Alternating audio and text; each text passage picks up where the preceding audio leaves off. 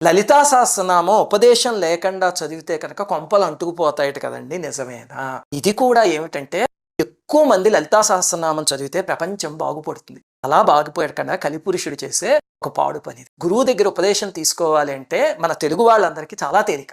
మనకి సామవేదం వారు, చాగంటి వారు, పద్దిపత్తి పద్మాకర్ గారు ఇలాంటి వాళ్ళందరూ గురుతుల్యులు. వాళ్ళందరూ లలితా సహస్రనామం చదివి ఇంటర్నెట్‌లో ఎన్నో వీడియోలు పెట్టారు. ఒకరోజు చక్కగా అగరబత్తి వెలిగించుకొని, దీపాలు వెలిగించి, స్నానం చేశాక కూర్చుని, అది పెట్టుకుని ఉపదేశం కింద భావించి తీసుకోండి.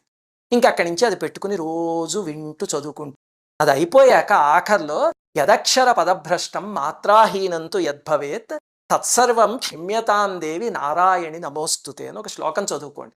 అంటే అమ్మ చిన్న పిల్లాడు మొట్టమొదట మాటలు మాట్లాడినప్పుడు పొక్కు పలుకులు పలుకుతాడు కదమ్మా! అది చూసి అమ్మ పొంగిపోతుంది కదా!